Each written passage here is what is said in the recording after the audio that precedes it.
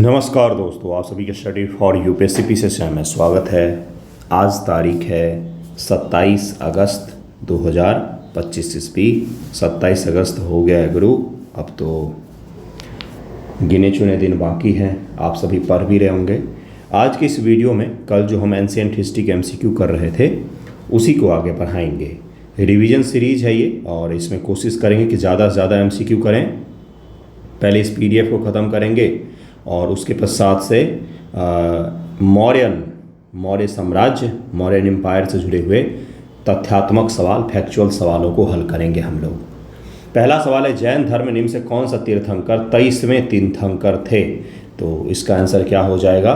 ये पार्श्वनाथ जी हैं जो 23वें तीर्थंकर हैं। पार्श्वनाथ हैं। ऋषभ देव जी तो पहले तीर्थंकरों में से एक आते हैं। इसका आंसर डी हो जाएगा।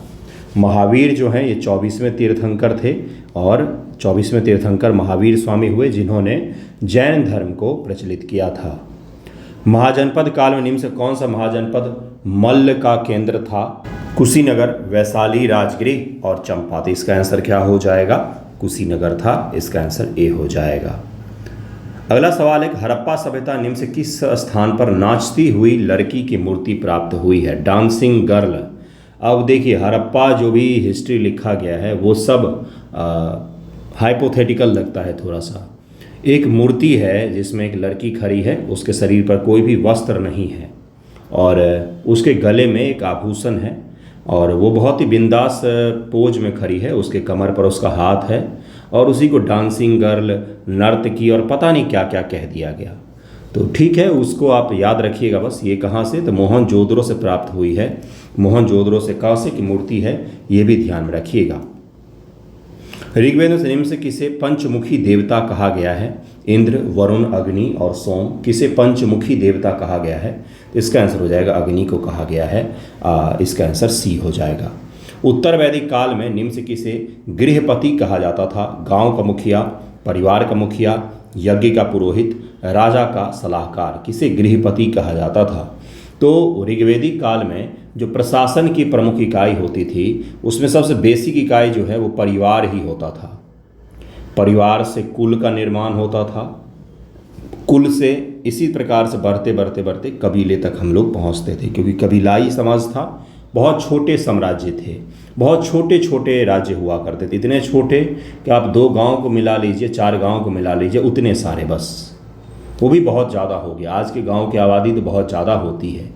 तो इसका आंसर क्या हो जाएगा? गृहपति का तात्पर्य होता था परिवार का मुखिया, जो सामान्य तौर पर पुरुष होता था। बौद्ध धर्म निम्न से कौन सा स्थान बुद्ध के जन्म से संबंधित है? तो ये तो सभी को पता होगा, लुम्बिनी। ये वर्तमान के नेपाल में स्थित है। जैन धर्म निम्न से कौन सा सिद्धांत आत्मा की शुद्धि पर बल देता है? तो कर्म का सिद्धांत है जैनिज्म में, जो आत्मा की शुद्धि पर बल देता है। इसका आंसर डी हो जाएगा। महाजनपद काल निम्न से कौन सा शहर अवंती की राजधानी थी? तो अवंती का मैंने कल ही बताया था आपको, उज्जैन था। उत्तरी अवंती उज्जैन, दक्षिणी अवंती का माहिष्मती था कैपिटल। इसका आंसर सी हो जाएगा।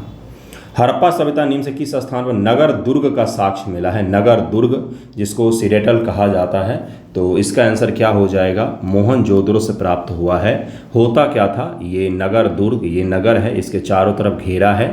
नगर के पश्चिमी भाग में, वेस्टर्न भाग में ऊंचा नगर होता था। ऊंचा नगर होता था जहाँ पर कुलीन लोग रहते थे, और नगर के पूर्वी भाग में निचला शहर होता था। निचला शहर होता था जहाँ पर सामान्य लोग निवास करते थे, जहाँ पर सामान्य लोगों का निवास होता था। और यहाँ पर भी जैसा भी होता है कि बढ़ई का टोला एक होता है, ब्राह्मणों का टोला एक होता है, यादवों का टोला होता है। गांव में, प्लेन के गांव में तो ये होता ही, आपने देखा होगा प्लेन का गांव। चर्मकारों का एक टोला होता है, पासवानों का एक टोला होता है। अर्थात पेशे पर विभाजित अलग अलग टोले होते थे। आज भी ये होता है भारत के गांव में भी, कि एक समुदाय प्रकार के, एक वर्ण के लोग एक साथ रहना पसंद करते हैं, एक काम करने वाले लोग। आप अगर सब्जी का मंडी देखते हैं कहीं पर, तो क्या है कि सारे सब्जी की दुकान एक ही जगह पर स्थित हैं। सब्जी मंडी वही तो होता है। जैसे आपने देखा हो गोल्ड मार्केट हर शहर में होता है, छोटा सा इलाका जहाँ पर सारे सोने चांदी की दुकान होते हैं। तो इसी प्रकार से व्यवस्थित था, जहाँ पर एक काम से जुड़े हुए लोग एक साथ निवास करते थे। और यहाँ पर सड़कें जो हैं वो लंबी और समकोण पर काटती थी एक दूसरे को। एक मुख्य मार्ग होता था जो 20 शहर से गुजरता था, एक मुख्य मार्ग 20 शहर से। अब यहाँ पर क्या है, तो यहाँ पर ब्लॉक बना करके बस्तियाँ बनाई गई हैं और सभी सड़कें एक दूसरे को समकोण पर काटती थीं, समकोण पर काटती थी। सड़कों पर प्रकाश का प्रबंधन भी किया गया था, नालियाँ जुड़ी होती थीं इससे, और किसी भी घर का जो मुहाना है, घर का जो मुख है, घर का जो गेट है, वो सड़क पर नहीं खुलता है, जबकि आज के भारत में घर का गेट सड़क की ओर खुलता है। ये भी आपको याद रखना पड़ेगा, ये गलत है। दूसरा क्या होता था, 2 मंजिला घर भी देखे गए हैं, 1 मंजिला घर भी देखा गया है, और 5 कमरों वाला विशाल घर भी देखे गए हैं। समाज में अपनी अपनी स्थिति के अनुसार से घर बनाए जाते थे उस समय भी। ठीक है, अगले सवाल पर चलते हैं। अगला सवाल है सीटाडेल जिसको कहा जाता है। ऋग्वेद में निम्न से किसे सप्त माता कहा गया है, तो सप्त सिंधु को सप्त माता का संज्ञा भी दिया गया है, जिसमें सरस्वती, विपाशा, सिंधु, पुरुषनी, शतुद्रु, वितत्सा और अक्षनी नदियाँ थी शामिल। हड़प्पा सभ्यता निम्न से किस स्थान पर अनाज का भंडार प्राप्त हुआ है, तो ये प्राप्त हुआ है हड़प्पा से प्राप्त हुआ है। अनाज भंडार गृह प्राप्त हुआ है जो ऐसे क्रम में बने हुए हैं बहुत सारे, और ये हड़प्पा का सबसे बड़ा स्ट्रक्चर में से एक है। 2 हैं सबसे बड़े स्ट्रक्चर हड़प्पा में, एक है आपका अनाज का भंडार और दूसरा कौन सा है, तो दूसरा है आपका स्नानागार। स्नानागार जो काफ़ी बड़ा है और वो स्नान के लिए उपयुक्त होता था, और वो काफ़ी बड़ा है। हड़प्पा के 2 बड़े स्ट्रक्चर हैं, उसमें से एक है अन्नागार और एक स्नानागार है। बार बार मैं इसलिए बोल रहा हूँ कि पूछा गया है हड़प्पा के सबसे बड़े स्ट्रक्चर कौन कौन से हैं। ऋग्वेद में निम्न से किसे यम का पर्याय माना गया है, अग्नि के देवता को, मृत्यु के देवता, वर्षा का देवता, सूर्य का देवता, तो यम यमराज मृत्यु के देवता का पर्याय माना गया है। उत्तर वैदिक काल निम्न से किस ग्रंथ में आश्रम व्यवस्था का आरंभिक उल्लेख है, आश्रम व्यवस्था का, तो डी हो जाए, शतपथ ब्राह्मण है। इसमें ब्रह्मचर्य आश्रम जिस दौरान आप शिक्षा ग्रहण करते हैं, फिर आपका गृहस्थ आश्रम शादी विवाह के पश्चात जो आश्रम होता है, फिर होता है वानप्रस्थ आश्रम, फिर होता है अंतिम संन्यास आश्रम जिसमें आपको गृह त्याग करके बाहर निकल जाना चाहिए। और संन्यास का तात्पर्य होता है अलग अलग तीर्थस्थलों की ओर अलग अलग जगहों पर जा कर के खोजबीन करना, पूजा पाठ करना, ध्यान लगाना और रिसर्च करना धर्म और विज्ञान से जुड़े हुए, यानी कि अपना अंतिम का जो समय जीवन है, अंतिम समय का जो जीवन है वो समाज को समर्पित करना, कुछ दे करके जाना। अगला है महाजनपद काल निम्न से कौन सा महाजनपद पश्चिमोत्तर भारत में था। पश्चिमोत्तर भारत में, पश्चिमोत्तर भारत यहाँ पर हो गया, तो मगध तो यहाँ पर हो गया भाई भारत में, कौशल भी यहीं पर हो गया, श्रावस्ती का अवंती तो यहाँ उज्जैन हो गया, तो यह गंधार हो जाएगा। गंधार पाकिस्तान अफगानिस्तान के सीमा प्रांत में स्थित था। उत्तर वैदिक काल निम्न से किस ग्रंथ प्रजापति को सर्वोच्च देवता माना गया है, तो यह शतपथ ब्राह्मण माना गया है। और वसुदेव कृष्ण, वासुदेव कृष्ण, वासुदेव होगा, वसुदेव नहीं होगा, वसुदेव उनके पिता का नाम था, वासुदेव उनका नाम था। वासुदेव कृष्ण का पहली बार उल्लेख हमें किस में मिलता है, तो ये छंदोग्य उपनिषद में मिलता है। हमें छंदोग्य उपनिषद में हमें पहली बार कृष्ण नाम का कोई व्यक्ति था जो पश्चिमी उत्तर प्रदेश के इलाकों में रहते थे, इसका उल्लेख हमें मिलता है। इसका आंसर ए हो जाएगा। बौद्ध धर्म निम्न से कौन सा ग्रंथ अभिधम्म पिटक का हिस्सा है, तो यह कथा वस्तु है जो अभिधम्म पिटक का हिस्सा है, जो दार्शनिक और मनोवैज्ञानिक विश्लेषण को प्रस्तुत करते हैं। जैन धर्म में निम्नलिखित में कौन सा तीर्थंकर मथुरा से संबंधित हैं, तो ये हो जाएगा नेमिनाथ जी। 22वें तीर्थंकर है, मथुरा संबंधित है। जैन धर्म का एक महत्वपूर्ण केंद्र था मथुरा, इसलिए जब कुषाण काल में, मौर्योत्तर पीरियड में जब मथुरा कला डेवलप होता है, मथुरा कला डेवलप होता है, तो यहाँ पर हिंदुइज्म, जैनिज्म एंड बुद्धिज्म तीनों से जुड़े हुए मूर्तियों का निर्माण किया जाता है। महाजनपद काल निम्न से कौन सा महाजनपद शाक्य का केंद्र था, यह कपिल वस्तु था जो शाक्यों का केंद्र था। इसका आंसर डी हो जाए, गौतम बुद्ध का जन्म इसी जनपद में हुआ था। उत्तर वैदिक काल में निम्न से किस ग्रंथ में सृष्टि की उत्पत्ति का वर्णन है, कि सृष्टि की उत्पत्ति किस प्रकार से हुई है, तो यह शतपथ ब्राह्मण में वर्णित किया गया है।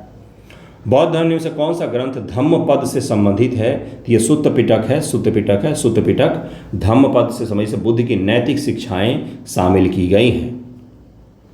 अगला सवाल है महाजनपद काल में निम्नलिखित कौन सा महाजनपद कंबोज का केंद्र था? तो यह राजपुर हाटक इसको कहा जाता है, आधुनिक जम्मू कश्मीर में है, ये भी याद रखिए, राजपुर का नाम याद रखिएगा। अगले सवाल पर चलते हैं। हड़प्पा सभ्यता में निम्न से किस स्थान पर पक्की मिट्टी की मूर्तियां मिली हैं? तो डी सभी जगहों पर, हड़प्पा, मोहनजोदड़ो, लोथल, सब पक्की मिट्टी जो है उस समय में काफ़ी बड़े स्तर पर मूर्ति बनाने के लिए उपयोग किया जाता था, खिलौने बनाने के लिए उपयोग किया जाता था। तो इसका आंसर डी हो जाएगा। ऋग्वेद निम्न से किसे विश्वामित्र ने रचित माना जाता, निम्न से किसे विश्वामित्र से रचित माना जाता है? इनकी रचना विश्वामित्र ने की थी। तृतीय मंडल है जिसमें गायत्री मंत्र भी है, तो इसको विश्वामित्र द्वारा लिखा गया है, ऐसा माना जाता है, ऐसा माना जाता है।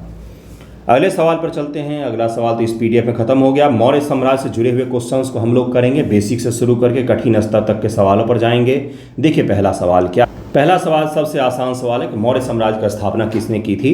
ये चंद्रगुप्त मौर्य था जिसने मौर्य साम्राज्य की स्थापना 321 ईसा पूर्व में की थी, ये आपको याद ही होगा। और इससे पहले नंद वंश का यहाँ पर शासन था, महापदम नंद की, और सभी की कहानियाँ तो आपको पता ही होगी, धनानंद की कहानी भी पता होगा। मौर्य प्रशासन में धम्म महामात्र किसके शासनकाल में नियुक्त किए गए थे? धम्म महामात्र किसके शासनकाल में नियुक्त किए गए थे? तो जिसने धम्म की नीति को शुरू किया वही तो धम्म महामात्र की नियुक्त करेगा, तो इसका आंसर हो जाएगा सी, सम्राट अशोक। अगला है, और नैतिकता और धर्म प्रचार के लिए जिम्मेदार था धम्म महामात्र। मौर्य साम्राज्य में समाहर्ता की क्या भूमिका होती थी?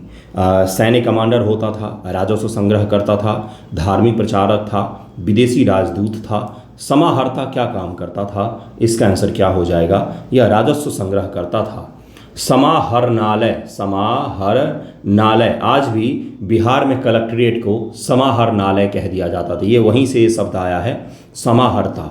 दरअसल प्राचीन भारत पढ़ने का एक मैं आपको ट्रिक बताता हूँ। ऑप्शनल के लिए जब हम लोग रिवीजन करते थे अपने दिनों में, तो उस दौरान यही ट्रिक होता था। भारत में प्रशासन की जो वास्तविक शुरुआत है ना, वो यहीं से होती है, मौर्य साम्राज्य से ही होती है। और इन्हीं का बनाया हुआ पूरा का पूरा स्ट्रक्चर दिल्ली सल्तनत के शुरुआत तक में आपको सेम टू सेम वही रहेगा, कंप्लीट स्ट्रक्चर। बस नामों में परिवर्तन हो जाता है, जैसे समाहर्ता है तो आगे जा कर के उसका नाम बदल जाता है, बाकी कुछ भी चेंज नहीं होता है। यानी कि ये तक सेम रहता है। 1/6 कर की प्रणाली ये तक भी अप्रॉक्स 99% साम्राज्य में उत्तर से लेकर दक्षिण तक में सभी जगहों पर सेम ही रहता है। तो रिवीजन के दौरान इसका ध्यान रखिएगा, केवल नामों में ज़्यादा परिवर्तन हो सकता है, उसके अलावा क्षेत्र, इलाके, कौन सा क्षेत्र बड़ा होता था, कौन सा क्षेत्र छोटा, ये सब कुछ सेम ही रहा मौर्य प्रशासन से लेकर के और अंत तक जहाँ तक भी आप जाएंगे। हाँ, किसी में बेसिक परिवर्तन जैसे ये आता था, जैसे सातवाहन है, तो सातवाहन जो साम्राज्य है, सातवाहन जो साम्राज्य है ये पता ही होगा आपको, मौर्यों के पश्चात से सातवाहन आते हैं, बड़े स्तर पर आते हैं नीचे के क्षेत्रों में। तो सातवाहन जो साम्राज्य है ये सैन्य प्रणाली पर आधारित साम्राज्य था। बस ऐसे ही बेसिक परिवर्तन है कुछ कुछ साम्राज्यों में जिनमें सैन्य तत्व ज़्यादा हावी थे। किसमें? तो सातवाहन में सैन्य प्रशासन ज़्यादा हावी था इसमें, बाकी सब में कुछ भी परिवर्तन नहीं है, अप्रॉक्स सारे के सारे सेम हैं, नाम बस परिवर्तन होते हैं। और हमारे आज़ाद भारत में भी मौर्य प्रशासन जैसा ही प्रशासनिक व्यवस्था विद्यमान है, आप अपने इर्द गिर्द देखिए आपको वैसा ही दिखेगा, नाम परिवर्तित हैं और बहुत ज़्यादा भ्रष्ट हो गए हैं, बाकी वही है। चलिए आगे बढ़ते। अशोक के किस शिलालेख में कलिंग युद्ध का उल्लेख मिलता है? प्रमुख शिलालेख 13, प्रमुख शिलालेख 1, स्तंभ शिलालेख 7, प्रमुख शिलालेख 5। तो इसका आंसर क्या हो जाएगा? इसका आंसर हो जाएगा प्रमुख शिलालेख 13 में कलिंग युद्ध की भयावहता और इसके बाद उसकी धम्म नीति अपनाने का उल्लेख किया गया है। अगला है, मौर्य साम्राज्य में स्थानिक किसके लिए जिम्मेदार था? तो नगर प्रशासन के लिए स्थानिक जिम्मेदार होता था। आज भी नगर का प्रशासन चलता है भाई, आज भी नगर पालिकाएँ विद्यमान है ना? इसका आंसर ए हो जाएगा। अगला सवाल है कि मौर्य साम्राज्य में अमात्य क्या अर्थ था? तो अमात्य शाही सलाहकार होता था। अमात्य मौर्य प्रशासन सुल्तान के सलाहकार उच्च प्रशासक थे जो नीति निर्माण में सहायता करते थे। जैसे आज के सेक्रेटरी जो आप देखते हैं ना कि हर मंत्रालय में, हर विभाग में सेक्रेटरी का पद होता है, वो यही हुआ करते थे। सचिव जिसको कहते हैं वो यही हुआ करते थे, जिसका उस समय क्या नाम होता था? तो अमात्य कहा जाता था। अमात्य प्रशासन में सबसे ऊंचे पद होते थे, जैसे आज जो है वो सचिव होते हैं, उसी प्रकार से उस समय भी हुआ करता था। धम्म का क्या अर्थ था मौर्य साम्राज्य में? तो इसका अर्थ है नैतिक और सामाजिक आचरण, मोरल एंड सोशल कंडक्ट। उस समय के साम्राज्य में हमें ये सिखाया गया कि एडमिनिस्ट्रेशन कहते किसको हैं। उतने बड़े साम्राज्य को सेना के बदौलत मैनेज करना नामुमकिन था, क्योंकि उस समय में संचार और परिवहन, जरा इमेजिन कीजिए, परिवहन नौ के बराबर में था। प्रमुख परिवहन मार्ग जल हुआ करता था, नदियों के द्वारा परिवहन हुआ करते थे। जरा इमेजिन कीजिए एक ऐसे भारत को जिसमें आज के समान एक भी सड़क ना हो, टेलीफोन ना हो, इंटरनेट ना हो, यहाँ तक कि रेलवे भी ना हो, बिजली भी ना हो, कुछ भी ना हो, कुछ भी नथिंग, पक्की सड़क तक ना हो, क्योंकि इसका भी तकनीक नहीं आया था। ईंट के सड़क, पत्थर के सड़क बनाए जाते थे। तब उस भारत में आप सोचिए कि कोई न्यूज़ पटना से लेकर के गांधार अफगानिस्तान में है, वहाँ तक कितनी जल्दी पहुँच पाएगा। इतने बड़े साम्राज्य को अगर सेना का बदौलत कोई मैनेज करना चाहेगा तो असंभव है, हो ही नहीं सकता था। तो कैसे मैनेज करना है, उनको ये फील करवाना कि आप इससे बेहतर साम्राज्य को इमेजिन ही नहीं कर सकते हैं, जहाँ पर राजा आपको अपनी संतान की तरह मानती है और उसके साथ साथ राजा जो है वो नैतिक और मोरल एजुकेशन देने का काम करता है। तो ये तो वही करेगा जिसके अंदर अपने अंदर नैतिकता होगी, मोरालिटी होगा। तो इस आधार पर साम्राज्य अशोक को महान माना जाता है कि इतने बड़े साम्राज्य को तलवार नहीं बल्कि नैतिकता और प्रशासन और अच्छे शासन के बदौलत उन्होंने बांधने का प्रयास किया। अगर केवल सेना के बदौलत बांधा जाता, इतने बड़े साम्राज्य को एक करके रखा जाता, तो अशोक की मृत्यु के पश्चात भी सैन्य व्यवस्था तो वही थी, है ना। तो इसके कारण से केवल सैन्य प्रशासन के कारण इतना बड़ा साम्राज्य मैनेज नहीं किया जा सकता था। ठीक है, अगले सवाल पर चलते हैं। अगला सवाल है कि चंद्रगुप्त मौर्य ने किस यूनानी सेनापति को पराजित किया था? तो सेल्यूकस निकेटर इसका नाम था, ये तो सभी को पता होगा, इसका आंसर बी हो जाएगा। अगला सवाल है, और उसकी पुत्री से फिर विवाह भी किया। मौर्य साम्राज्य में द्रोणमुख का क्या था? द्रोणमुख का क्या था? द्रोणमुख का क्या मतलब होता था? एक कर प्रणाली, एक प्रशासनिक इकाई, एक सैन्य शिविर, एक धार्मिक केंद्र। तो इसका आंसर क्या हो जाएगा? एक प्रशासनिक इकाई, एडमिनिस्ट्रेटिव यूनिट थी, जो प्रांतों का एक छोटा सा हिस्सा हुआ करती थी। कई गाँवों को मिलाकर के इसका निर्माण होता था। अशोक के शिलालेख निम्न से किस भाषा का उपयोग किया गया था? संस्कृत, प्राकृत, पाली और तमिल। तो इसका आंसर क्या हो जाएगा? प्राकृत भाषा है और ब्राह्मी लिपि है। जैसे ये जो किस लिखा हुआ है किस भाषा में, ये देवनागरी लिपि है। भाषा हिंदी है, हिंदी है, हिंदी है। यहाँ पर किस की जगह पर लिख दूँ? कौन भाषा, कौन भाषा, भाखा कहते हैं मैथिली में, तो कौन भाखा। तब ये क्या हो गया? देवनागरी के साथ मैथिली भाषा हो गई, है ना, कौन भाषा। तो इसको किस भाषा में यहाँ पर लिखा गया है ये भी याद रखिएगा, इसका आंसर बी हो जाएगा। ब्राह्मी लिपि है, प्राकृत भाषा है। कुछ दिन पहले ही मैंने प्राकृत के एक व्याकरण के बारे में डिस्कस करके बताया था, बीपीएससी के पेपर डिस्कस कर रहा था। तो प्राकृत व्याकरण किसके द्वारा प्राचीन काल में लिखा गया और आधुनिक समय में लिखा गया, ये आप मुझे बताएंगे, क्योंकि मैंने कुछ दिन पहले ही पेपर डिस्कशन के दौरान ये करवाया हुआ है, बीपीएससी में सवाल आया है। मौर्य साम्राज्य में गोप की क्या भूमिका होती थी? तो 14 का आंसर क्या हो जाएगा? गोप का मतलब होता था गांव का लेखाकार, विलेज अकाउंटेंट होते थे। मौर्य साम्राज्य में अध्यक्ष का क्या कार्य था? अध्यक्ष का कार्य विभागीय प्रशासन, डिपार्टमेंटल जो एडमिनिस्ट्रेशन होता था उसको संभालने का काम यह करते थे। अशोक के किस शिलालेख में पर्यावरण संरक्षण का उल्लेख मिलता है? इस प्रकार के सवाल यूपीएससी और यूपीपीएससी पूछ चुका है। बिहार का नज़र नहीं गया है, लेकिन इस बार मुझे लग रहा है कि बिहार का नज़र जाएगा। इसका आंसर क्या हो जाएगा? सी स्तंभ शिलालेख में पिलर एडिक्ट नंबर 7 नंबर में इसका चर्चा किया गया है, ये भी याद रखिएगा। मौर्य साम्राज्य में युक्त कौन थे? तो युक्त जो होते थे ये प्रशासनिक अधिकारी होते थे। प्रशासनिक अधिकारी जो लेखा और प्रशासनिक कार्यों में सहायता करते थे। मौर्य साम्राज्य में संग्रहण का क्या अर्थ था? तो राजस्व संग्रह के केंद्र हुआ करते थे, जिसको संग्रहण शब्द कह दिया जाता था। एक ऐसा सेंटर जो राजस्व संग्रह का काम करते थे उनको संग्रहण कह दिया जाता था। इसका आंसर बी हो जाएगा। अशोक के शिलालेख में निम्न से किस लिपि का उपयोग नहीं हुआ था? ब्राह्मी लिपि, खरोष्टी, देवनागरी और आरमाइक। देखिए भाषा प्राकृत ही रहा, लेकिन अलग अलग लिपियों का सम्राट अशोक के काल में उपयोग किया गया। क्यों?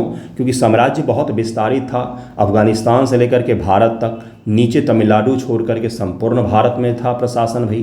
तो सभी जगहों की भाषा और लिपियों में अंतर था, तो इसके कारण से अलग अलग लिपियों का उपयोग किया गया, जैसे ब्राह्मी, खरोष्टी और आरमाइक लिपियों का उपयोग किया गया। लेकिन देवनागरी तो बहुत ही आधुनिक लिपि है, इसका उपयोग कहीं पर भी नहीं किया गया है।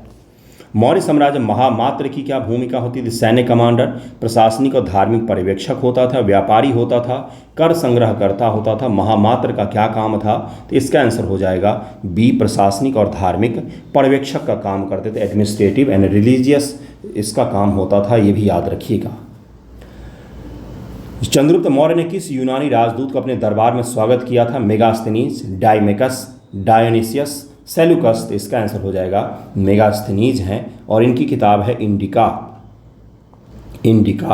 इंडिका में इन्होंने भारत के बारे में काफ़ी विशाल वर्णन किया है उस समय के भारत के बारे में, और यह मौर्य साम्राज्य के इतिहास को जानने का बहुत ही बेहतर स्रोत माना जाता है। इंडिका मेगास्थनीज के द्वारा यह लिखा गया है। मौर्य साम्राज्य प्रतिष्ठा की क्या जिम्मेदारी थी? सैन्य प्रशासन, न्यायिक प्रशासन, धार्मिक प्रचार, व्यापार नियंत्रण। तो इसका आंसर क्या हो जाएगा? प्रतिष्ठा का। तो इसका उद्देश्य होता था न्यायिक प्रशासन। प्रतिष्ठा मौर्य प्रशासन में न्यायिक मामलों और दंड प्रणाली की देखरेख करने वाले अधिकारी हुआ करते थे। इसका आंसर बी हो जाएगा। अशोक के किस शिलालेख में पशु बलि पर प्रतिबंध का उल्लेख किया गया है? प्रमुख शिलालेख 1, प्रमुख शिलालेख 5, प्रमुख शिलालेख 7 और प्रमुख शिलालेख 13 यहाँ पर दिया गया है। 4 ऑप्शन है पशु बलि पर प्रतिबंध, जहाँ पर सम्राट अशोक कहते हैं कि पहले हमारे जो भोजनालय है जहाँ पर भोजन का निर्माण किया तो वहाँ पर कई सारे पशुओं को मारा जाता था, लेकिन अब केवल महीने में एक मोर और ऐसे ही करके एक हिरन, इनको मारा जाता है खाने के लिए। अर्थात वो ये कहने का प्रयास कर रहे थे कि उन्होंने पशु बलि पर नियंत्रण लगाया और लोगों को बोला कि आप पशुओं का आहार ना बनाएं, बल्कि उनके बिना भी हम रह सकते हैं। वो किस समय की बात कर रहे हैं? 321 ईसा पूर्व में मौर्य साम्राज्य का स्थापना हुआ था, आज से कितने हजार वर्ष पहले। उस समय ना तो पशुओं की कमी थी, ना तो पेड़ पौधों की कमी थी, लेकिन फिर भी वो इसको मना कर रहे हैं। क्यों? क्योंकि पर्यावरण को लेकर के सजग होना और पशुओं के प्रति भी, पेड़ों के प्रति भी दया दिखाना, ये वो स्थापित करना चाहते थे। 23 का आंसर क्या हो जाएगा? ए, प्रमुख शिलालेख 1 में उन्होंने ये कहा है, अहिंसा के प्रचार का उल्लेख किया है उन्होंने। मौर्य साम्राज्य में नगरक का क्या अर्थ होता था? नगर का प्रशासक होता था, नगरक कहते थे उसको। मौर्य समाज में अंतपाल की क्या भूमिका होती थी? सीमा रक्षक, राजस्व अधिकारी, धार्मिक सलाहकार और व्यापारी। अंतपाल को अंतपाला ही कहा जाता है इंग्लिश में भी। इसका आंसर क्या हो जाएगा? इसका आंसर हो ए, सीमा रक्षक, बॉर्डर गार्ड का काम करते थे अंतपाल। इतना विशाल सीमा था तो सीमा का रक्षक भी तो होगा। इसका आंसर क्या हो जाएगा? इसका आंसर ए हो जाएगा। अशोक के शिलालेख में निम्न से किस स्थान पर यूनानी और आरमाइक लिपि का उपयोग हुआ है? गिरनार, मास्की, सारनाथ, शाहबाजगढ़ी। इसका आंसर क्या हो जाएगा? कहाँ पर हुआ है यूनानी और आरमाइक दोनों लिपियों का उपयोग? इसका आंसर क्या हो जाएगा? इसका आंसर हो जाएगा सहबाजगढ़ी हो जाएगा। इसका आंसर डी हो जाएगा बंधुओं, इसका आंसर डी हो जाएगा। सहबाजगढ़ी और कंधार में अशोक के शिलालेख यूनानी और अरमाइक लिपियों में मिले हैं, जो पश्चिमोत्तर क्षेत्र में यूनानी प्रभाव को दर्शाते हैं। इसका आंसर डी हो जाएगा, सहबाजगढ़ी इसका आंसर हो जाएगा। मौर्य साम्राज्य में कर्मांतिक क्या होते थे? तो यह शिल्पकार होते थे, कर्मांतिक कहा जाता था इनको, जो विभिन्न निर्माण कार्यों में शामिल होते थे। सन्निधाता की क्या भूमिका होती थी मौर्य साम्राज्य में? तो इसका आंसर क्या हो जाएगा? सन्निधाता खजाना प्रबंधक, मिलिट्री कमांडर, रिलीजियस जो प्रचारक होते थे वो, जज जो हैं वो। तो इसका आंसर क्या हो जाएगा? सन्निधाता। सन्निधाता का काम मुख्य रूप से होता था शाही खजाने का प्रबंधन करना। इसका आंसर ए हो जाएगा। खजाने का प्रबंधन, राज्य के आय व्यय का प्रबंधन, इसका आंसर ए हो जाएगा। अगले सवाल पर चलते हैं कि अशोक के किस शिलालेख में उनके धम्म के सिद्धांतों का वर्णन मिलता है? प्रमुख शिलालेख 2, प्रमुख शिलालेख 13, प्रमुख शिलालेख 7, प्रमुख शिलालेख 5। तो इसका उत्तर क्या हो जाएगा?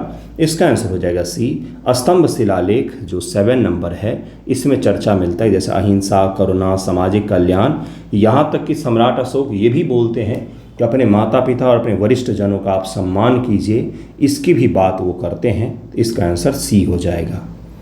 मौर्य साम्राज्य पन्याध्यक्ष की क्या जिम्मेदारी थी? सैन्य प्रशासन का काम करता था, व्यापार और वाणिज्य का काम करता था, धार्मिक प्रचार का काम करता था, या न्यायिक प्रणाली से जुड़ा हुआ था? पन्याध्यक्ष पण्य, पण्य का मतलब आज भी वस्तु ही होता है, पण्य बोलते हैं हम लोग। इसका उत्तर क्या हो जाएगा? व्यापार और वाणिज्य हो जाएगा। मौर्य साम्राज्य जातक कथाएं किस धर्म से संबंधित है? दरअसल में जातक कथाएं जो हैं ये भगवान बुद्ध के पूर्व जीवनों की कहानियां हैं, जिसमें उनके द्वारा कई सारे काम किए गए। भगवान बुद्ध के पूर्व जीवनों की कहानियां हैं, तो उसी को जातक कथाएं कहा जाता है, जिसके जरिए नैतिक शिक्षा दी जाती है। जातक कथाएं कहा जाता है इसको। तो इसका आंसर क्या हो जाएगा? बुद्धिज्म से संबंधित था, और ये आज ही बुद्धिज्म से ही संबंधित है। मौर्य साम्राज्य के आज भी यह बुद्धिज्म से ही संबंधित है।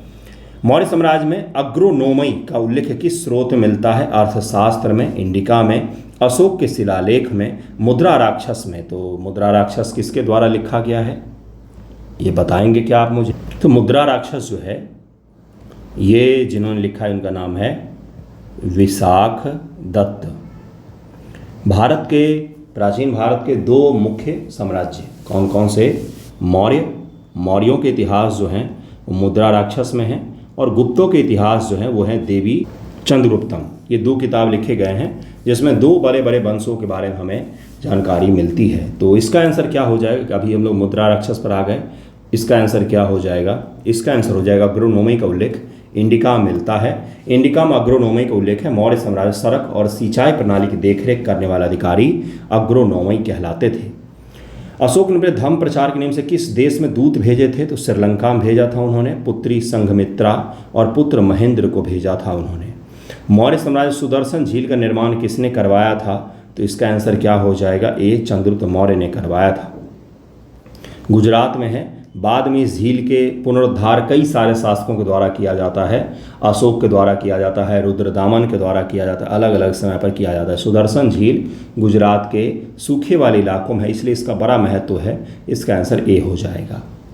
अशोक के किस शिलालेख में सामाजिक सुधारों का उल्लेख किया गया है? तो प्रमुख शिलालेख 5वें में किया गया है। जैसे चिकित्सा की सुविधाएं, हेल्थ फैसिलिटी कब की? 300 ईसा पूर्व की बात कर रहे हैं। आज भी आपके हॉस्पिटल में जाओ तो आप डेंगू लेकर के आओगे। TMCH गलती से चले गए तो डेंगू की गारंटी मैं ले रहा हूँ। और ये 320 ईसा पूर्व में एक शासक बैठ करके लोगों की हेल्थ की बात कर रहा है। कल्याण कार्यों का उल्लेख किया गया है। मौर्य साम्राज्य लिपिकार की क्या भूमिका होती थी? तो लेखक और सचिव का काम करता था, या लेखन और सचिव का काम करता था। शिलालेख, प्रशासनिक दस्तावेजों के लिखने की जिम्मेदारी इन्हीं की हुआ करती थी। उस समय प्रिंटिंग प्रेस तो नहीं था, तो हर डॉक्यूमेंट हाथ से लिखा जाता था। मौर्य साम्राज्य में अधिकरण का क्या अर्थ था? तो इसका आंसर हो जाएगा ए न्यायिक विभाग होता था। अधिकरण न्यायिक विभाग होता था। अशोक के किस शिलालेख में धम्म के प्रचार के लिए विदेशी मिशनों का उल्लेख किया गया है? तो इसको कहा था प्रमुख शिलालेख 13वें में इसका उल्लेख किया गया है। अशोक ने यूनान, श्रीलंका और अन्य क्षेत्रों में धम्म प्रचार के लिए अलग अलग मिशन का उल्लेख किया हुआ है। मौर्य साम्राज्य विश्व का क्या अर्थ था? तो विश्व का अर्थ होता था गांव की इकाई, सैन्य इकाई, धार्मिक समुदाय, व्यापारिक समूह। इसका आंसर है गांव की इकाई होता था। इसका तात्पर्य विश्व मौर्य प्रशासन गांव की प्रशासनिक इकाई हुआ करती थी। अशोक के किस शिलालेख में उनके द्वारा बनवाए गए अस्पतालों का उल्लेख मिलता है? तो प्रमुख शिलालेख 2 में इसका उल्लेख मिलता है। पशुओं के लिए अस्पताल और औषधीय वनस्पतियों का वितरण का उल्लेख किया गया है। पशु और मनुष्य दोनों के लिए अस्पताल की हम लोग बात कर रहे हैं। ठीक है। मौर्य साम्राज्य में अस्त्राध्यक्ष की क्या जिम्मेदारी होती? शस्त्रागार का प्रबंधन, सैन्य प्रशिक्षण, धार्मिक प्रचार, कर संग्रह। अस्त्राध्यक्ष है तो आपको पता चल ही गया होगा कौन होता था भाई। तो शस्त्रागार का प्रबंधन करता था। ए और बी में कई सारे बच्चे कंफ्यूज हुए होंगे। इसका आंसर ए हो जाएगा। शस्त्रागार का प्रबंधन और शस्त्रों के रखरखाव की जिम्मेदारी इसी की होती थी। तो आज मैंने बहुत सारे सवाल करीब में आपको करवाए हैं। 80 सवाल तक तो पहुँच गए हम लोग। नेक्स्ट वीडियो में बाकी का मैं करवा दूंगा। धन्यवाद आप सभी का वीडियो देखने के लिए। गणेश चतुर्थी की ढेर सारी शुभकामनाएँ। विघ्न का हरता आप सभी के विघ्न हर लें और सुखी संपन्न हो आप सभी, और सफलता प्राप्त करें जीवन में। परीक्षा से भी ज़्यादा महत्वपूर्ण होता है जीवन में सफलता। परीक्षा पास करके भी कई सारे लोग जीवन में असफल हो जाते हैं। खैर ये सब बातें आपको रिजल्ट के बाद पता चलेंगी। धन्यवाद आप सभी का और थैंक यू।